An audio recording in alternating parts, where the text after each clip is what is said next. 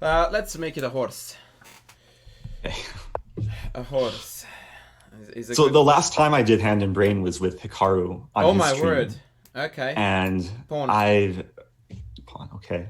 Sorry. Sorry. I let's didn't do mean this. to cut in. I just. Yeah. No worries. Yeah, it's sometimes hard to chat, The especially in talk is open. real. Ooh, okay. Oh boy.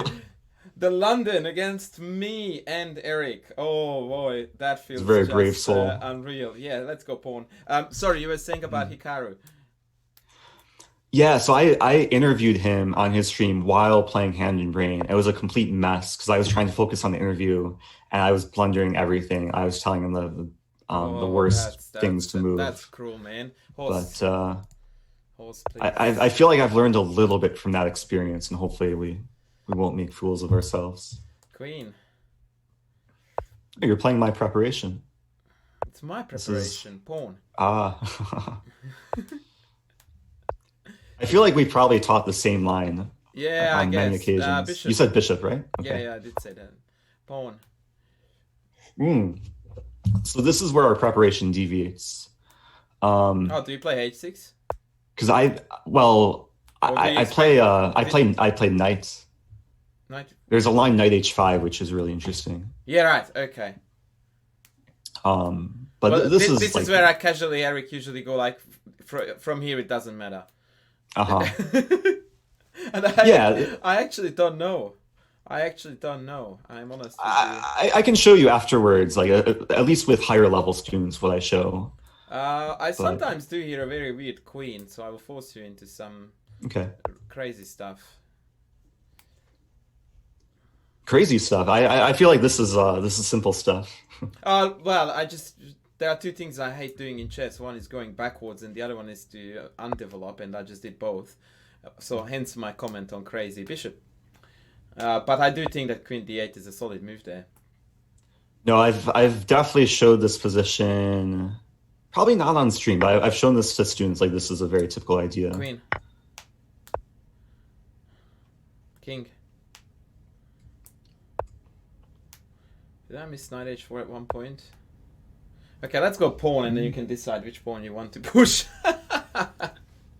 Oh, you're actually... So at first I thought, oh, obviously b5. And Yeah, I know. I realized there's some options. This is why I like it, because obviously you have to reckon with h6. Some crazies, even e5, but that's not my cup of tea. Yeah. Well, actually, yeah. I mean, you helped me out there a little bit. So I was about to instantly play b5, but... I don't think there's anything wrong with it, mind you. Yeah, it is nice, though, like keeping lights for bishop. Yeah, a little bit e4 longer. is a lot harder to access Right. for the London player here. But this is such a twisted situation for me, Eric, because now I can't abuse the London player because I'm playing with one. Not only am I we're playing gonna have to with talk one, afterwards. I'm playing with the greatest legend of the London, so it's very confronting. When you say greatest, I feel like Kamsky could argue with that. Oh yes, for sure. Pawn. But I have tried to make it like it's a nice kind of I don't know, when you're like a streamer or YouTuber, you want to find different things to like brand yourself or like associate yourself with. Yeah, sure. I feel like London has just been a natural kind of branding opening for me. Fair enough. I never thought about that before, mind you, that as a YouTuber I need some branding. But yeah, perhaps for me that would be, I don't know. Are there any openings that you feel like being super nasty to my students on my private lesson videos? That's traditionally. Actually, probably a few years ago, I loved watching those. So those were actually really insightful. Oh, dude, the other day I just got actually yesterday I got a tweet mentioning said release of product, and they mentioned that they started watching my private lessons, and I am insanely brutal. I quoted that with my students. And I'm like, okay, yeah. I'll take that as a compliment, but can we instead go with, I think I said intentionally honest.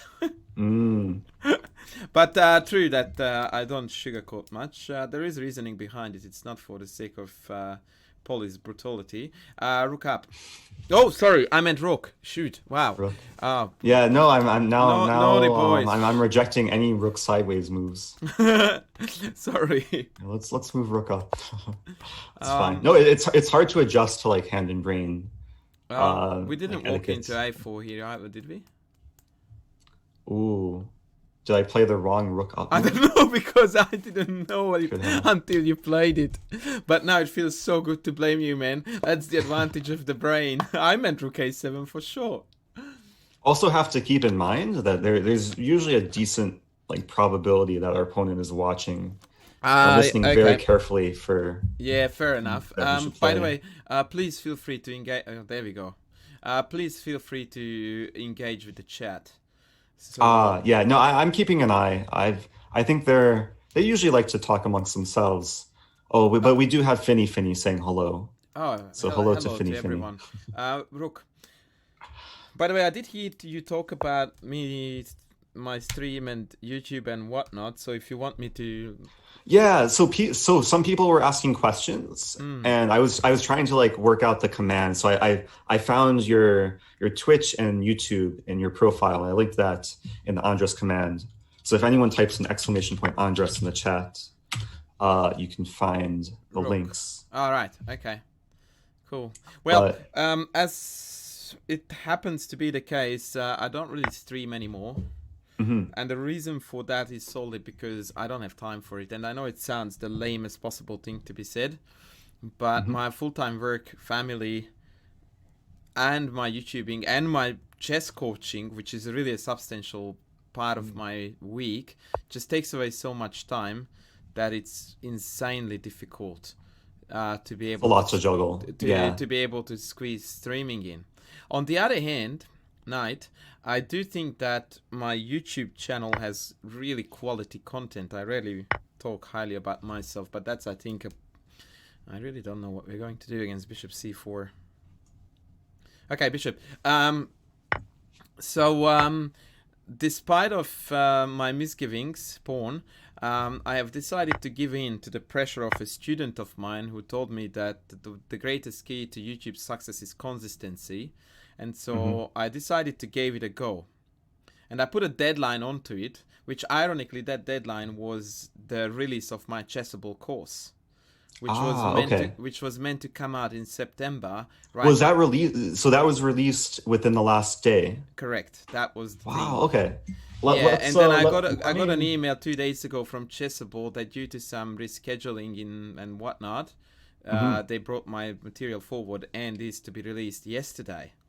Wow. Now we'll talk about that if you allow me a little bit later. But no, of course. That's awesome. Now the YouTube channel that I set challenge that I set for myself of carrying on and consistently releasing at least 3 videos a week is going to go on for a while. But I have to tell you that I was on the verge of giving up and just going like, yeah, whatever. I will upload once a month just to keep people know that I'm alive. It's not easy on YouTube to first of all to grow when you're a smaller I find creator. it insanely hard to grow YouTube, and I don't really know the tools and methods. Very honestly speaking, me doing this video was part of me trying to reach out to people who, you know, have the platform and the wide enough audience to give a helping hand. But then again, yeah, I don't know. I also don't know if you're doing particularly well here, which is a very annoying fact from someone who loves to trash talk the London. I would try horse. Horse, okay. I want to just sack everything, but I feel like I should be a bit more positional. That was my plan. Did you consider yeah, C4 hangs, so we couldn't quite. Was there another move to consider though?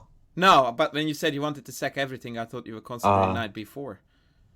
Yeah, no, it's interesting to get the 2 hanging pawns, but of course, yeah, C4 hangs, unfortunately, so yeah, not on the cards. So yeah, YouTube is now my main focus. One of my most amazing students actually joined me on this journey, and he's doing all the uploads and all the editing and the pretty work.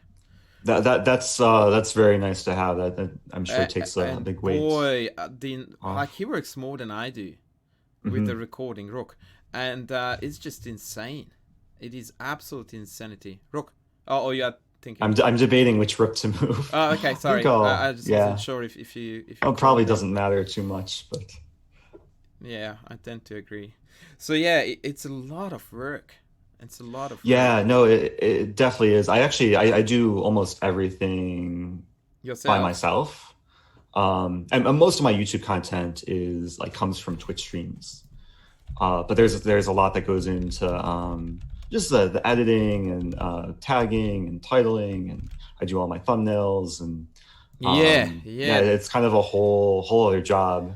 In the beginning, it was a passion project, Look, but but the now it's thing at a is that point. given how successful, for example, you are, then after a while you can't afford not to keep it the same level. You know what? So yeah, like once you build up some momentum, some consistency, then it's hard to stop. And YouTube is also like based on the algorithm. You kind of have to keep feeding the beast, like keep putting out videos to Yeah, maintain yeah, a certain yeah, yeah. level of That's right. Yeah. just engagement. Sorry, I But just got. I think you made a very fine choice. Like if you're going to choose either Twitch or YouTube, YouTube just in the long run is I think has better potential for growth. Look, the irony of that, and so, sorry, I got distracted here. Some of the guys from Sure. Chessable are just contacting me now. Mm, Um, the irony of that is that Twitch is much more my style. I really like the mm. loose, no rules, just shits and giggles, and bordering on the politically correct and bordering on the Fair appropriate enough. and bordering a lot of things, really, Queen. Um, and just having fun is really, really, really up my alley. And YouTube is far more ruled and regulated and all that. But I'm committed to that. I think it's easier in terms of time to manage, because every time, like would have time to stream if the odd hour would count. But no one in the world turns on stream when they know they only have an hour. Right? Like That's true. you don't Yeah. Yeah. If stream you have for an time hour. It constraints, that's takes tough. 40 minutes to get enough Hmm. people in so that, there is a meaningful flow going on.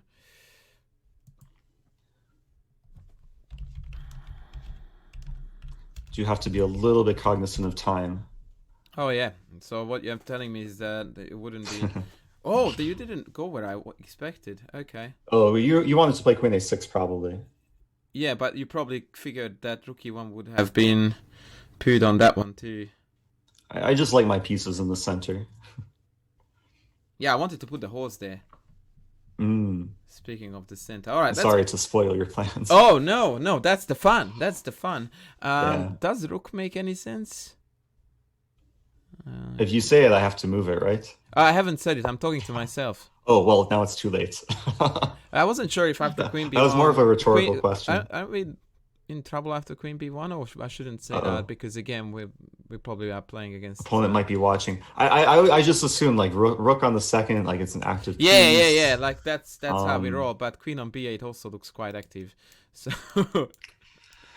You have a point. Yeah, we'll just have to... Yeah, we will storm. sort it out on the go, sir. You are so correct. I mean, I guess one piece of advice, like even if you have an hour to stream, if you did want to do Twitch, like whatever YouTube content you do, Yeah. you pre-record it, right? Yeah. So why not just live stream it and pick the best part of the live stream to put on YouTube? Yeah, right. I know it's a different approach, but I didn't even know that you could stream pre-recorded content, which I know it sounds insanely stupid to say, but yeah. With like the partner agreements, yeah. Okay, this is getting dicey, dude. I really do have a feeling that we're playing against someone who is listening to every single thing we are saying. Well, they're like decently high rated too, so and someone like this can still find moves like Queen B1. Yeah, you are giving the benefit of the doubt, sir. I like that. Oh boy. This is where all of a sudden the pressure is on me.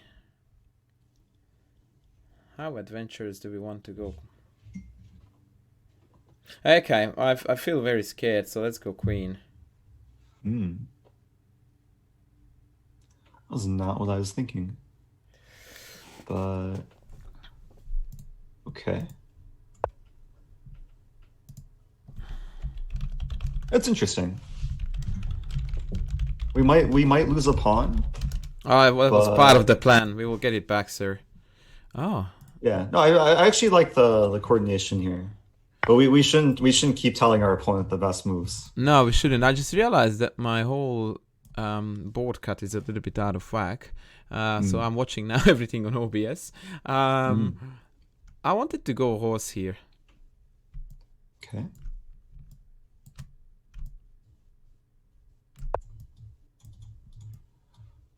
Okay, this is looking a little bit better now. Oh, not d5? Didn't you say that you're a center buddy? Yeah, so that was my initial thought, but I assume knight b6 would just trade things off. But that's a fair you are thinking, and I'm not. I have to think at least one move ahead. Yeah. Okay. I'm glad that But- whilst I did say the correct piece, the square was wrong. But I'm hoping you see the potential with the move I played. I do. Well, the plan was identical, except yours can now be done in two ways. Exactly. Oh, this is actually fascinating piece coordination because we basically have three pieces in three separate quadrants, and they're all kind of in some long distance relationship. I'm being very rude to you, Eric. I'm sorry. I just got in a few important messages and I had to answer. Oh, no them, worries. but I'm the brain, so I can. My attention is operate. fully yours. By the way, Awesome. dude, you must be having a one heck of a jolly time with your online chess activities because COVID is fairly impressively present in the United States, right? Yeah, I've been kind of Queen. trapped within Funny that, Queen. the country. Yeah. Queen, okay, so I'm kind of glued, but no, I mean everything kind of got shut down mid-March. I was working for the St. Louis Chess Club during the candidates, Yeah, right. up until it was basically postponed / canceled. And then since then everything's been online, which okay, being a chess streamer and just online chess, I guess, Well, personality. it's right up your alley, Rook. Yeah, it hasn't affected me as much as others. Well, I think if anything, it affected What you said, Rook? Yeah, I think it affected you positively, didn't it?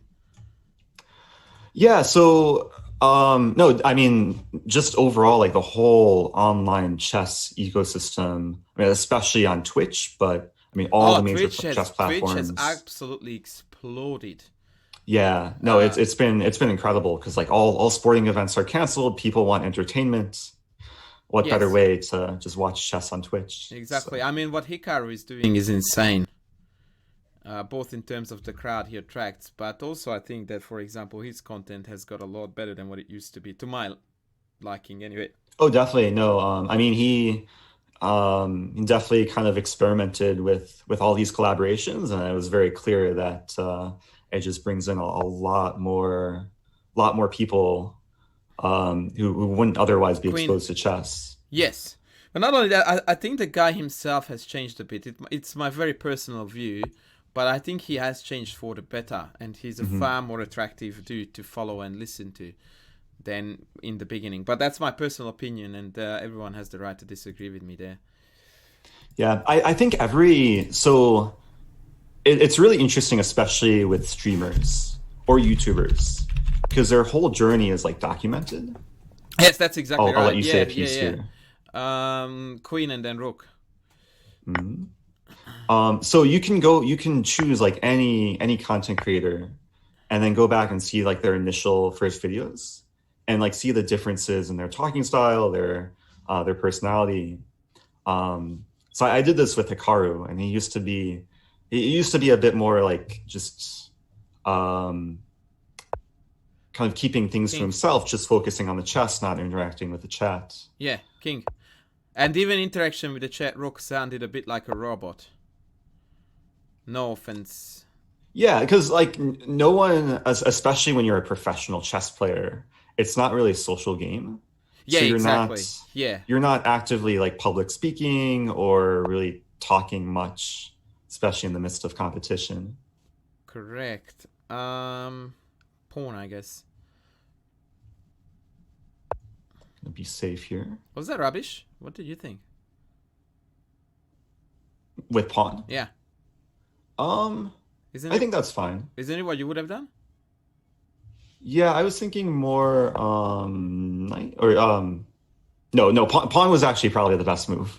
Yeah, because our pawn was attacked. Pawn. I mean, king was another option, but oh, this is nice. At least this is part of some like cohesive plan. Yes, more than likely the knight next. Mm-hmm. So when did you first start like putting yourself on like doing instructional videos?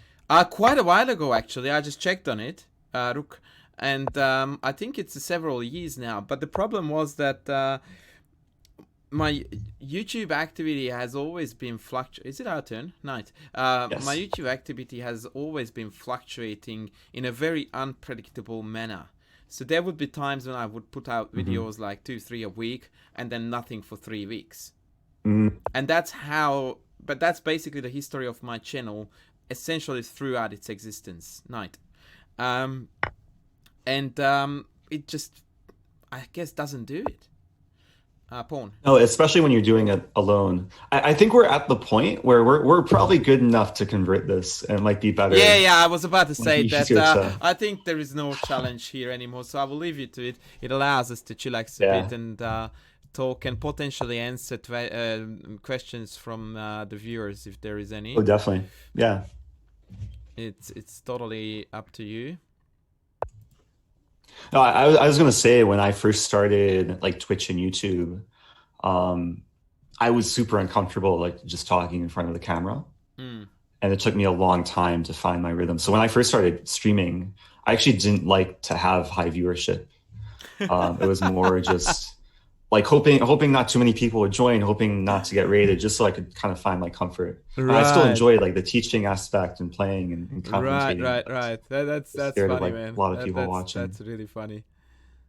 Oh boy. And one of the first streams I did, I posted to YouTube. And if you watch it, like I think I sound just a lot different and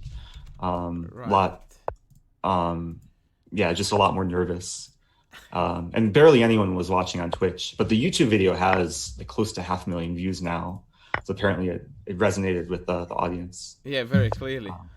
Which I think is one example of why YouTube just has a lot more potential than Twitch. Because the content just lives there. Yes. It's quite ironic, by the way, you mentioned the 500,000 views because my total views are on the 250,000. Okay. What's your leech's name, Eric? I want to send you a message without actually getting out of I'm Eric Rosen. It's just my name. I'm doing it in a different browser, so I'm not messing with my recording. Yeah, 500,000. Oh, the other day I saw a video. Yeah, I will send it later. About King's Crusher receiving his silver. Oh, the silver. I saw that one too. Yeah, that was great. Boy, he's been at it for a long time. That is one heck of an achievement. Have you got that? I don't know your sub count. So I hit 100,000 about a week and a half ago. I just realized I messed up. I want to play Rook Did you walk into Stalemate here? I mean, it's still winning. It's just kind of annoying. Yeah, I have to lose a knight. Take G4 and then it's all good. But yeah, I'm gonna first start with this. Oh. Okie dokie. White made it easy for us, but this was a very devious trick of. It was very much an Eric Rosen-like trick, I would like to say. Yeah, this is definitely a viewer of mine. I'm proud of the opponent. Yeah. Right, let's have a look at this Stalemate trap, mate. It was quite tricky. Oh yeah. There's a lot of things to address in this game, but I'm actually curious. So like, if King H1, I was trying to figure out. I guess this would still be a draw, like Knight F4, because there's cases where like your king can run around. I actually did win a game a couple of days ago. Where I fell for the very same Stalemate trick, but then I managed to walk my king around in a way where I could take it in the end. Yeah, so the idea would be to get your king to a square where you basically can like Take get out either of with the check and pawn. unstalemate white. Yeah, either you can Like, take with the f3 yeah. pawn, like so, or But here it's not possible. no, I don't think it is. There's I do not. like think. white's just keeping the king within these squares. Actually, I will try to find my that game of mine if you don't mind. Mm-hmm. But if you are looking at the game that I just added, just fly through the whole game all the way to the very end of it, where I am playing rook ending with 3 pawns extra. Are you up to that? About move 50. So yeah, this is the type of position I never resign as white, because there's always this hope of like getting some weird like rook sacrifice. Well, play through please for your viewers, and they will see. Okay. So I'm playing really okay moves here to bring it home, and then here I just lose the plot. No, it's still good. C3, and here still beautiful. Here I should play D2, and then it's game over. So D2. Wait, you're black. Oh. Yeah. So D2 instead of check, and that's it. It's queen next, because after king C2, rook H1 wins. Okay, to be fair, you had 15 seconds. You play a check, and then I went D2. Oh, this is one way to make it really interesting. Yeah, I didn't even realize it until I played D2, and then I'm like, oh crap. So I'm trying to figure out if D2 is just a draw, or if I don't think so. Somehow winning. Although he did make it easy for me, but I think I can avoid the checks eventually. Mm-hmm. So this is a great example, unlike the previous example, which came from the last game, where it's not so trivial. Of course, okay, white's going to try and sacrifice the rook, but your goal is to like move the king somewhere where you can, actually, ironically, I wanted to go to C2 at first, but it's not good, because then when they take on D2, you still don't have a good recapture. Yeah. I'm wondering, like, if you somehow get to A4, but that's hard to do. It's hard to do, also, and even depending on where the rook is, they still might be able to get behind with A5. I think what I did was best, actually, but I could be wrong here. I think rook D4 check... Oh, this is nice. The rook D4 check was inaccurate. I think they needed to go to E3 instead, because that denies king E2, and if I go to C2, C3 is still capturable. King C2, and then this is, and you can't move. Yeah, because the rook can't move to now, D1. so this is cruel. Or can you? Can black move to D1? No, there's rook C2. Rook C2. If there wasn't rook C2, then there's almost queen. Oh no, rook C1 always holds. Or rook C1, that's true. Yeah, too. but nice nonetheless. Yes. Rook E3 check. I guess I would have had to go back to D4, but then rook E4 check. So actually, I did blunder. It seems to me that it's not winnable. And what if something like this? Oh, now rook C4 check, king B5, rook C5. Yeah. Yeah, I was trying to envision this position. I guess there's rook A5. Yeah, rook C4 is met with this, but oh, that's a clever one. Rook in, and I'm king in, and now rook A3, and I will take on C3 next, right? That's really frustrating. Yeah. So I actually, despite of. Wait. Okay, I have an idea. We allow white. I was going to do that too. We allow white to take the pawn, and then go back to king B3, D4 or D4. And the rook's hanging, but we want a queen, and white's basically unstalemated the king because it has a legal move. Wow, man, that's sexy. I didn't see that. And if rook moves back, we queen with check. Yeah, no, this is winning. This is definitely winning. Did I have to take the pawn? Can you go back? Good question. Yeah, oh, yeah, I guess. Now I do. B4. Otherwise, rook B4. So rook A3 actually loses. So we can check with table base. Oh, you can just check on a stockfish, and it will tell us the truth. We can check with stockfish too. Black is winning. If we go back to when you played this terrible or interesting move. Yeah. Oh, sorry. Yeah, right there. D2. So stockfish looks like it finds a win. Stockfish instantly leads us into that concept that you discussed. So what did we miss here? Check, king C4. So why is this bad? Oh, wow, man, I missed this. Oh, king C2. And the rook that's even simpler. Because of, yeah, wow. So it was an easy win after all, but still the motive is there. So the association is valid.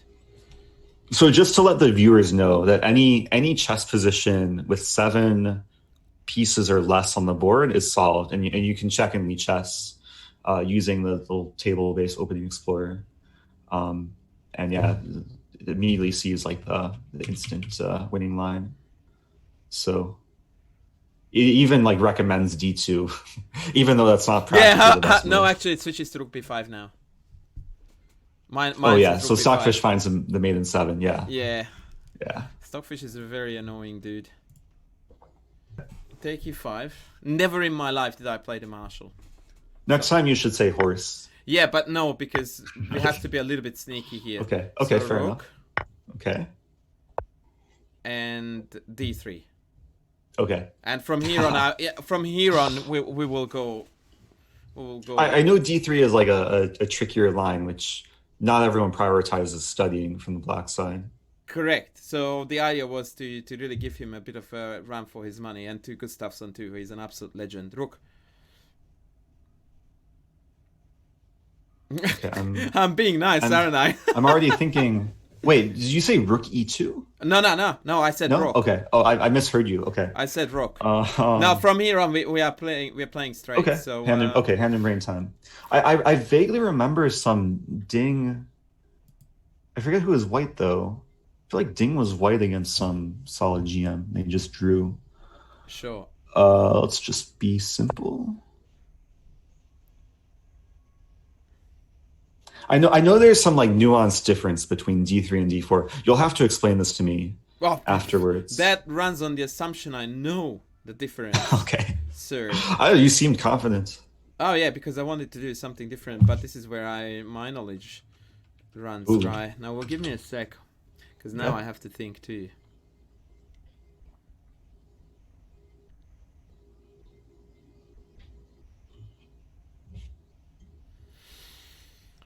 Boy, I'm pretty sure it's queen, but let's not make it the legit announcement yet.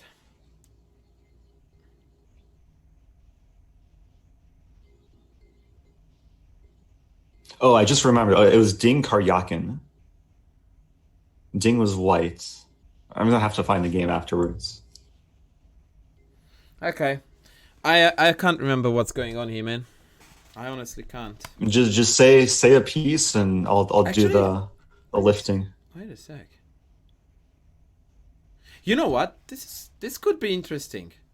This could be interesting, and this will take the sting out of his prep. Let's go knight. Not too many knight options. That is actually interesting. It's not a bad way to deal with a gambit too. Try and like kill their attack by just giving back material. Great minds think alike. So, also important note. So Jay was in the chat, our opponent, and he said that he's no longer watching. He's turning off the stream. Yeah, right. Probably future Jay will be watching. Shout out to future Jay. Oh, he wants to still attack us. Yeah, but we're not buying into that. Knight. A couple knight moves. Oh, wait a second. Wait, sorry. Wait. Okay. I take that back. I just realized that I'm looking down the barrel of a very dirty tactic here. I'm trying to imagine how we can have a dirty tactic when we're mostly undeveloped. No, as in, sorry, what I meant was that they were about to bruise us. Oh, it's possible. Wish I could speak, but we're not allowed, right? As in, instead of in code. Yeah, I mean, maybe for a future game we can team up and discuss ideas. Well, if we get forced into an opening that neither of us ever played, I guess it's not an unreasonable request. Mm-hmm. There's a kids' party next door, and it sounds like that party has turned into a horror movie script because... I hear faint sounds. I don't think it's too distracting. Maybe Czech can... Yeah, it's interesting. Huh. I don't like, Eric, what I'm seeing. Oh, hang on. There. Oh, okay. I'm only the hand. Okay, no, so I called the knight, so really let's go knight. I called it, Okay. and I double-checked, and it's all G. There's some saying, I think it was definitely Malcolm Payne. I think he was quoting Lasker, saying you can't get mated with a knight on F1 or F8. So it's a nice defensive piece. Needless to say that I wanted to go to E4. Oh, I forgot that I like things in the center. Yes, but I still like keeping my king safe. I then freaked out about knight takes D3. Ah, which was the devious tactic I was talking about. But then I figured out that we can actually take d6, and they can't take e1 because after knight f5, our queen is protected by the bishop. 94, 93. Knight d6, knight e1, knight f5, and we Ah, won. that's But nice. perhaps after 94, That's 93, tricky. knight d6, queen takes back is equal-ish. But I would have given that a red hot go. I mean, I played knight f1 just trying to be safe, as safe as possible. No we hard might be conceding the bishop here, but no hard feelings, sir. It's all good. I think it's safe to say that he's out of his Jan Gustafsson preparation. That's it. Which is comforting. Yes, very much so. I'd rather play against somebody else than good old Gustafsson. Okay, I honestly have no idea what you wanted to do here, but I dare say it's gonna be rook. Yeah, it's not the most pleasant move, but yeah, I was a little bit confronted by this, but okay. Yeah, I kind of wanted to play rook e3, but that didn't quite work because well, there was a bit of a skew happening there, which I just noticed. Yes. Sent you a message, by the way, but by no means do you have to act on it. It's your call. Yeah, let me get the link. Okay, I'm gonna add this to your command. So for people just joining in the Twitch chat, because there's always people joining, going in and out, yeah. Hopefully not leaving. But there is an Andras command, which links Andras's YouTube channel. Do you want your Twitch channel linked, or should I just remove that? Look, Twitch for the time being is something I don't do anymore, so probably it's more productive if you remove that if you don't mind. Thank you. I'm gonna replace the Twitch link with your new Chessable course link. That would be brilliant. Thank you. And then people can spam the command. Also, Wayne, thanks for subbing. Okay. What do we want to do here, Eric? We are spoiled for choice. Oh, there's 2 Waynes in the chat. 2 what? But we can't get distracted. Focus on what to do. Do you want to go a little bit cuckoo and crazy? I don't know. Hands don't really have emotions. Hands just move. Oh, through that. Based on what they're told to. Through that. Okay, I want to go a little bit spicy here because it's fun. So let's try rook. Really? Yeah. I really thought the move was obvious, but maybe you not. thought I would say bishop, right? Just develop with tempo. I missed knight. I missed knight. Yeah, no, that's not who we are. But you said rook, so I'm committed, and yeah, that was now I'm kind of sad. My quirky challenge for you. It's interesting. I mean, I guess when the opponent has pieces aligned, which are not sufficiently defended, then the opponent's meant to be punished. But we're like very undeveloped. Don't worry, because they will take our undeveloped pieces. I took care of that. That would actually be a nice way for things to unfold. Oh, I totally missed a certain move here. That is the same tactic that I fell for before. Okay. We'll see what Jay does. Jay is a very aggressive player. Okay, so I shouldn't expect knight c1. He's going to have some fun kind of fantasizing about what he can do, like especially on the king side, but we'll take it one move at a time. Exactly. Okay, I have to admit though that this was utter stupidity on my end, but then again, hand and brain is all about that shebang. Yeah. I mean, to take people out of each other's comfort zone, I think. I feel like for the last several moves, at least this rook move was like the same piece I would have moved. But a lot of the moves you've been saying, I would have moved different pieces.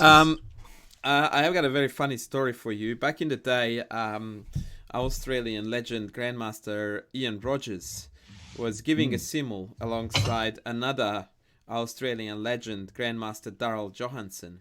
Now, for those who are not really familiar with these two gentlemen, and more importantly their chess style, they are like ice and fire, or I don't even know, the polar opposites. And so they gave a simul where they alternated the circles. right? So one had a circle, So this is so in the at least growing up, they would call this a kangaroo simul. a kangaroo Do they call simul. that? Did they call it that in Australia? Well, I guess that's where it must come from, but I never Because heard they of kind of hop expression. around. Yeah, Hmm. that's it. So on multiple occasions, they were found to be taking back each other's previous move. That's So, great. to the degree where imagine that whatever black plays next to your turn is rookie too. Wow. So sometimes the styles clash that way.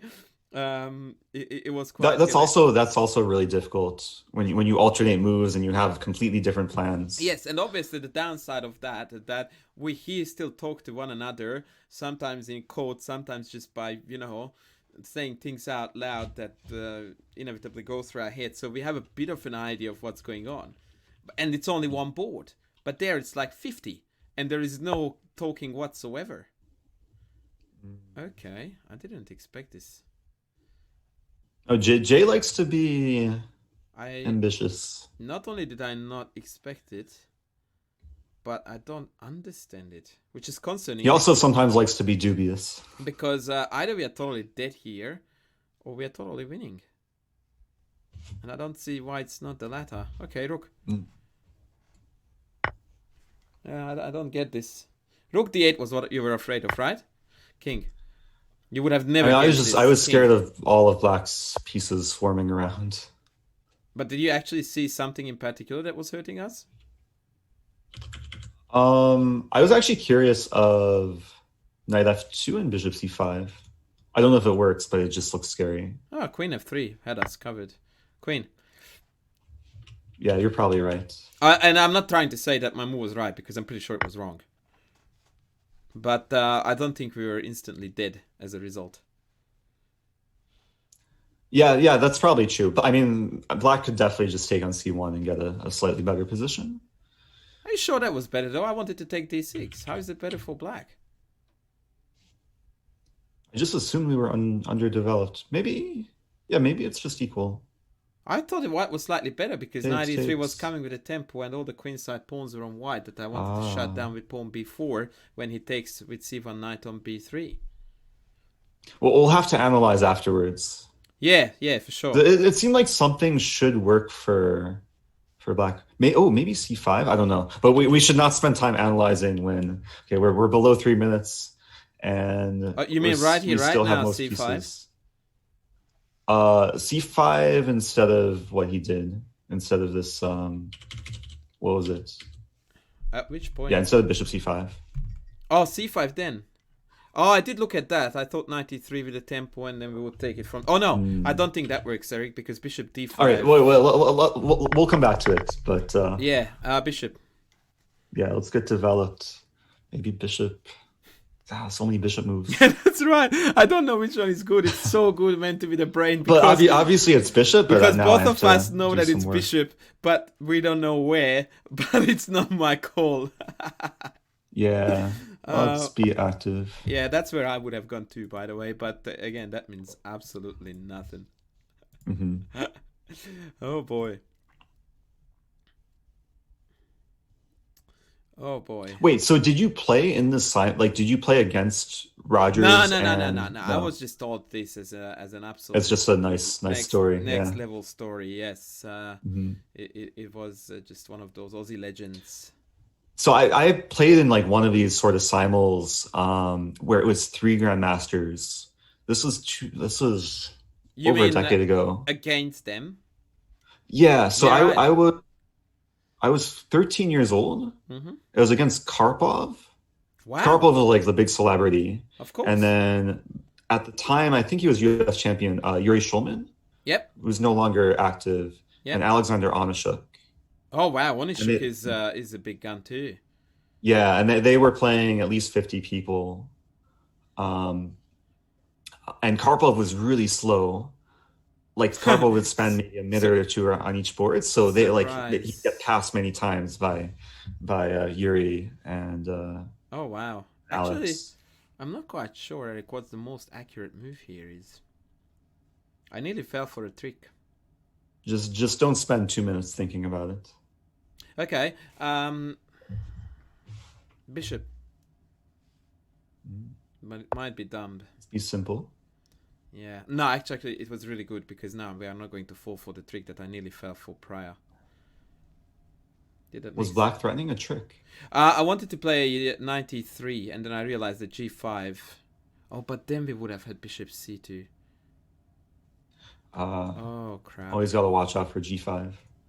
I was actually curious, maybe like bishop d6 looks attractive, but is met with rook d8. Yeah, yeah. No, I wanted to develop because I've been, knight, and you can figure out where it goes.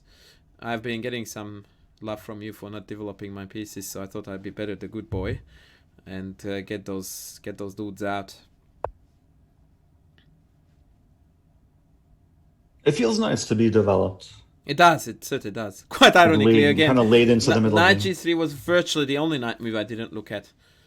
Oh, really? Yeah, I was looking at d2 and e3. But I think you are actually right. That's the greatest irony that in hindsight, I think you played the best one. I mean, yeah, knight was a good piece to say. Yes. Like all the moves were just good. This is nowhere as intuitive as I would like it to be. As long as you say one of three things. Yeah, pawn. Or four things. I like this. So anyway, the simul. Yeah, go on. Sorry. I was probably like around 2000 at the time. Yeah. And I was getting smashed, but somehow I survived. And then I got like a late middle game position up a pawn. And then Queen. I offered a draw to, I think it was to Yuri Shulman, and he accepted. And then but then Karpov came around. Insane. And I was wondering why the game finished. Bishop. Yeah, Karpov came back and like wanted to play on. That's hilarious. Bishop. Bishop. Oh, okay. I was just checking if I missed some checks on the H, but luckily not. I feel like that's a free pawn. Oh, that's what I was hoping. Yeah, that's hilarious when they come around and they go like, "Oi, what? This is not over." But it was nice. He still signed my score sheet. I still have it too.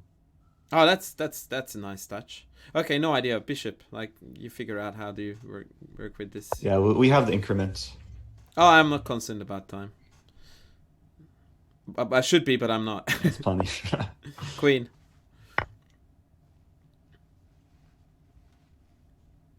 But then, like for years afterwards, I was kind of boasting that I drew Karpov and drew former world Bishop. champion. But yeah, and so I'll have to dig up that game too because it was a relatively short game. Right. It's nice memory. To stand your ground. Quite ironically, a lot of famous Queen chess careers start with a notable simul game. Pawn. Nigel Short is known for one when he was 12 and defeated Korchnoi. Oh, in a very impressive game too. Bishop. Actually, pawn may have been playable. Ooh, g5 is a good move. Bishop. Not the happiest bishop move. No, but beggars can't be choosers. Wow. Okay, I need to think a bit here. I know will hate me for this, Eric. Pawn. Make things a little bit interesting.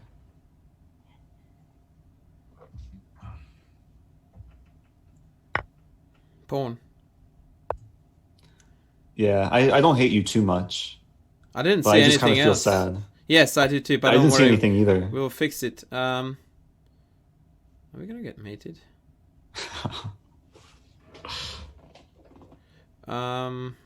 Shivers. Bishop. Yep. Watch the time. Yeah. Okay. Because every move is probably gonna take like a second. Feel free to like suggest pre-moves. Yeah. Bishop pre-move. Pawn.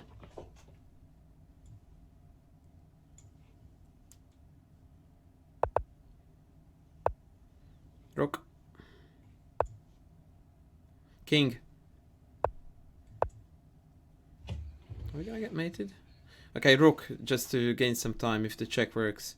And I will figure out if we get mated or not. Okay, rook. Okay. Rook. You have one big pawn on h3. Rook again. Hmm.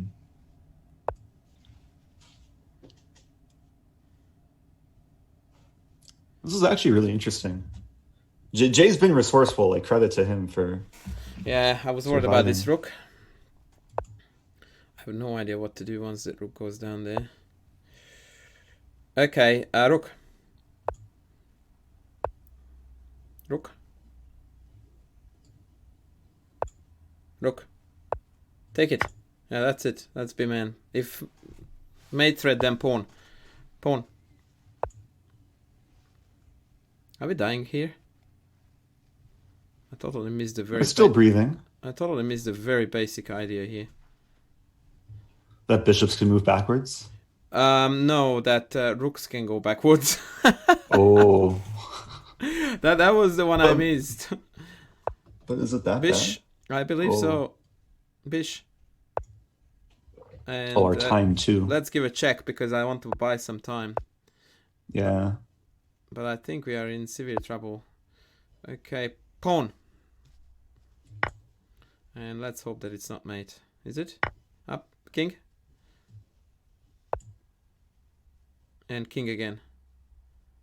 If you don't get mated, we will be fine. He's getting low on time too, but if not king, then what? Then definitely pawn. King. Okay. King. That's it. Rook. Playing for a win. Yeah. Rook. Rook. King. If in case of the check you are expecting. I think we have this dude. Rook. Yeah, we have this. Some nice yeah, rook. Link of defense. King. Pawn. King. Pawn. Pawn. Rook check. Oh, sorry, rook. Yeah, they did this, bro. Rook. Pawn. Rook. Beautiful. Now Jay's gonna search for the stalemate traps, or not. Nah, yes, baby. Yes, baby. Oh boy. Not an easy game. No. It got a little bit I was thinking that Queen F3 was theory here. Yeah, I thought so too. And I was looking forward to playing this move. Here, I thought that it was... oh, I forgot this. I thought it was knight d2. And then I got freaked out about bishop in, queen back, and then this bishop h3 with the rook coming across. But apparently I was seeing ghosts, because here f3 knight e4 is just shutting everything down real hardcore. Yeah, it still looks like a tense position where like f5 could exist for black at the right moment. F5 now admittedly, yes. Yeah. Although d5 seems to be hanging, and then it looks like we're picking off that dude there, and it's our turn. So f3 check, f3 here, and I guess f5 here. Yeah, we are going in and in.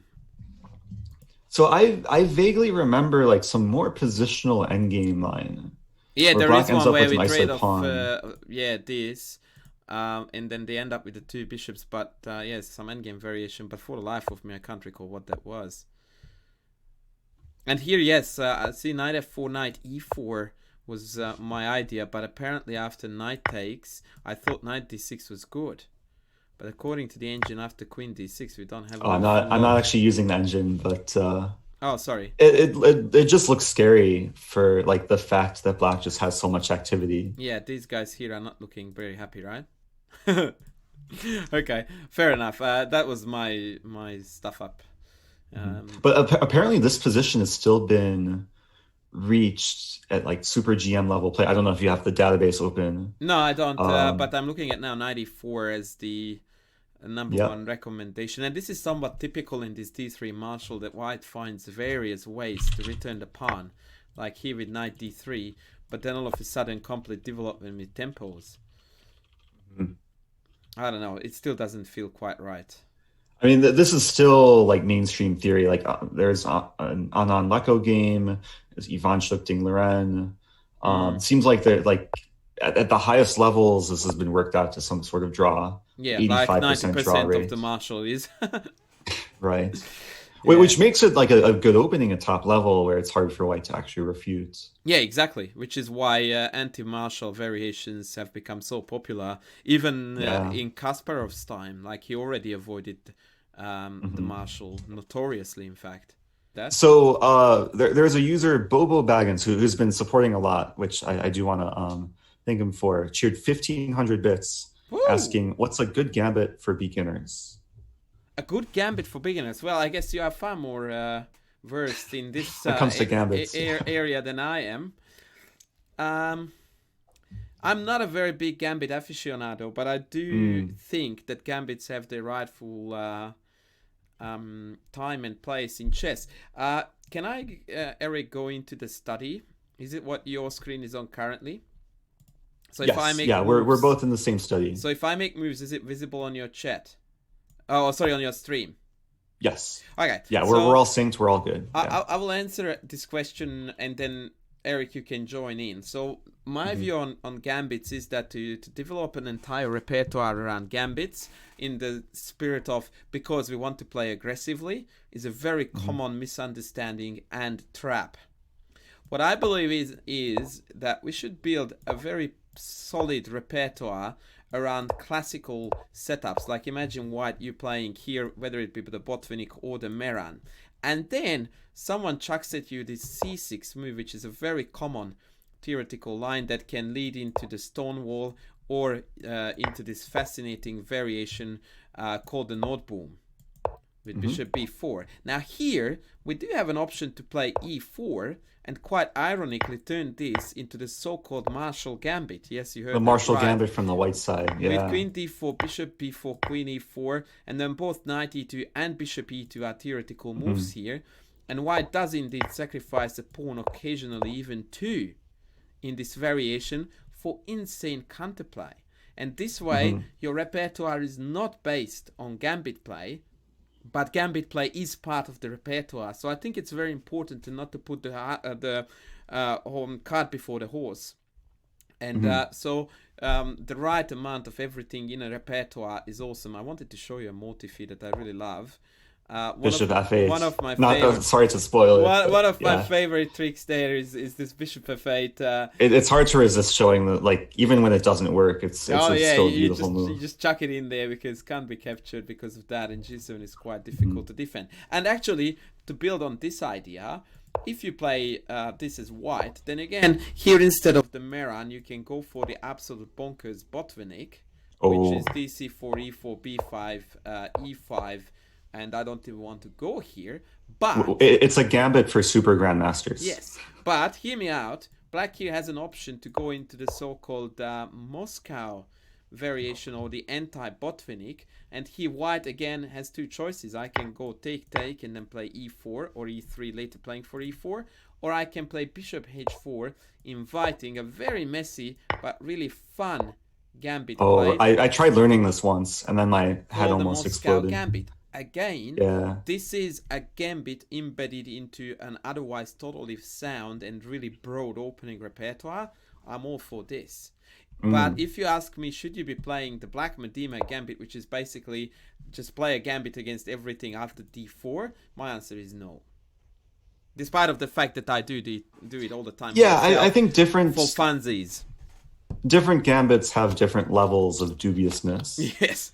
So when you first started showing like d4, d5, c4, I thought you were just going to talk about like the solid nature of the Queen's Gambit and how it's like a decent opening for beginners just to develop their pieces. Oh yeah, I took it to a next level, really. But, yeah. But no, that's some good insights. Like there's all these like kind of very specific gambit lines which exist where if you're at like a higher level you can really sink your teeth into. Yeah, absolutely. And what I think, and this is probably a very different approach from 99% of coaches, and I don't say that I'm different and therefore better or anything like that, but what I showed you just there then, the reason why I liked those ideas, because they would stay with you until you hit IM and beyond, because they are sound gambits. So they are played by the very elite. They're very reliable. On a That's true. regular basis. But I'll show you an even better example. People don't even realize that the mainline French Winava is one of the most insane gambit variations Gambit, right? chess has ever seen. Black just throws in the kitchen and the sink here, and loses multiple pawns in the main line of this variation. Like, let's count, that's the quick head count. Black is a pawn down, and very often games starting from here continue with f6 takes, knight f5, then e5 is sacked, d4 is sacked, and very often white is 3-4 pawns down. Black, sorry, is down that many pawns for insane counterplay on the files that are about to be opened up, and also because the king is stuck in the middle. So I never got around to learning this. I've seen like games in this line, but I figured that if I play this for either color, there's a good chance my opponent will have just studied more than me. Yes. So I usually like to go for more offbeats. It is insanity things in terms of opening theory. But the thing is that it's very easy to get caught in these very complicated variations. And this is also an ultimate spot where computer's evaluation is less relevant. Because yes, it's +1, and if I play a few more moves, it might be even more. But it's only so because you have the computer's tactical ability to refute all attacks coming at you. Yeah, you have to be like highly prepared. And nowadays, like you usually have to use like multiple engines, like Leela Chess and Stockfish, and yeah. So I have got a very famous game in this one that Nigel Short lost. I don't think if it was Neil or Marshal. I do want to chime in and just offer just some gambits to look into, like just to search on YouTube if you are getting into chess and just want like an interesting selection of openings. I mean, King's Gambit, I think, has some venom. Also, it certainly like, simple does. To play. Yes, it certainly does. I would also dare say Danish Gambit, Scotch Gambit, like just simple kind of gambits where you give away a pawn early to accelerate development, where there's all simple traps. A good example for that, and I really don't mean to stick with Halloween D4 Gambit. openings, but I really like the Stanton. The Stanton is against the Dutch, there's like dozens of gambits to play. The Stanton is a really good one to get into against the Dutch. I would really promote that. Yeah, my view is, and here I'm contradicting everything you just said, that the later we define the nature of the game into a gambit, the better, because that means that a smaller chunk of the entirety of your repertoire is dedicated to it.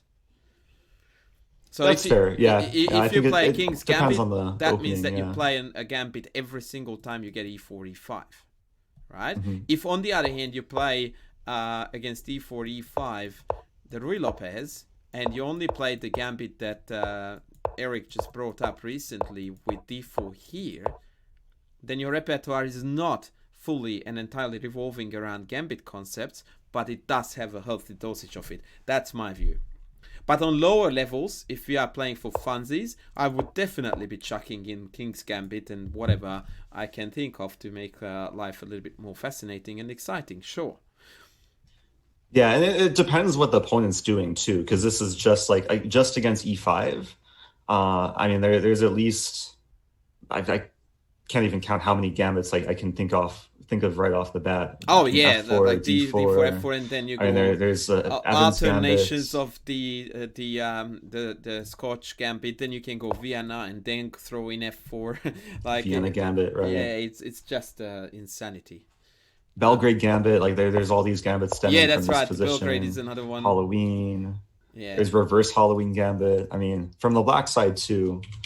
So I don't know like how much you like follow my content, but a lot of my my streams and my videos, I like to experiment with these kind of new I know obscure, weird openings that aren't necessarily sound but have a lot of interest. Yes. And richness to them. So it's one thing that keeps me like passionate about chess. Or if I had to play the same repertoire over and over, I'd probably just get bored eventually. But... Yeah. Luckily, chess always has something extra to offer to us, so it's good stuff. Yeah. Have you heard of the Oh, there's so many. Have you heard of the Natmanson Gambit? Oh, mate, it's quite hilarious you mentioned it because the other day a student of mine sent me a link about your Ah, video and also sent me oh, an analysis in the study, and saying that that's Eric Rosen's channel. This is all the new rage, and what's this all about? And tell me what to do. And I'm like, oh, okay, let me have a look at this. And then I did have a look at this. I have seen it before, and the refutation is quite mind bending. yeah, yeah. There's actually another chess YouTuber, Jonathan Schrantz, who does like a lot of content just focused on these weird gambits. So I learned it from him. Yeah, right. But it's not easy to refute. Yeah, I agree with that. That if you face it for the first time, having said that, when this came up on the board with my student, I did look at the main variation, which is absolute insanity because here apparently the only refutation is king up, Yeah, and which is, I and mean, it you're not going to find requires this. serious size of cojones to play like this. I wouldn't have the guts. But what I said to my student is what I do not understand is that why is black not clearly better after two natural moves like this?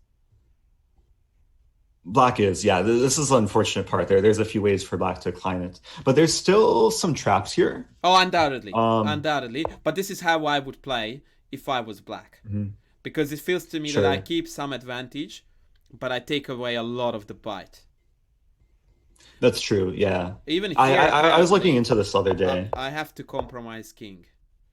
Hmm. And I'm going with Stockfish here for the record, so don't think that I'm Ah, that smart. Yeah. there is one like natural human line, which I was looking at involving bishop d7. White can simply take, and if bishop takes, white's already winning with rook e1 and then bishop a3. Yes. Yes, this is a very, So there's very... still some It's venom. a slippery slope, it's for sure. Yeah. I didn't actually know the existence of this until it was brought to my attention. Yeah, knight d6 is also a move, but no one will ever play Yeah, this that unless they've studied again it deeply. freaks me out. Now, on this note, I will show you something that I was really fascinated by as a junior player, but never got around playing. Speaking of a gambit again, so in my junior years, I saw a lot of people playing this, which is a really, really fascinating variation. Is this like the Frankenstein Dracula? Mate, I don't know these fancy names, Like black. and Okay, I don't really know them to be either. totally honest with you, I really frown upon these names because I just go like people just came up with some random rubbish.